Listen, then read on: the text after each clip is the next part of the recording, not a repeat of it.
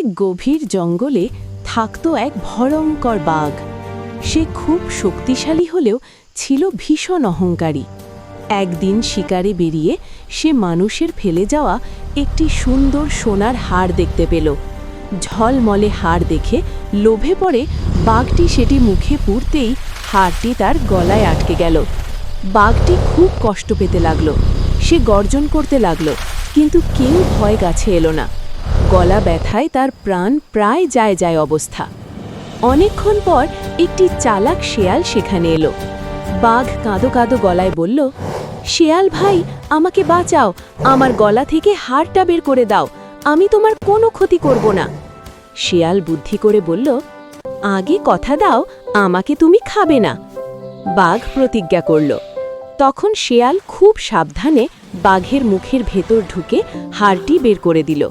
সঙ্গে সঙ্গে বাঘের কষ্ট কমে গেল। হাড় বের হওয়ার পর বাঘ আবার আগের মতো ভয়ঙ্কর হয়ে উঠল। সে শেয়ালকে খেতে চাইলে শেয়াল হেসে বলল, তুমি প্রতিজ্ঞা ভেঙে দিলে, তাই তুমি বিশ্বাসযোগ্য নও। এই কথা বলে শেয়াল দৌড়ে পালিয়ে গেল, আর বাঘ লজ্জায় চুপ করে রইল। শিক্ষা: অহংকার বিপদ ডেকে আনে, আর বুদ্ধি আসল শক্তি।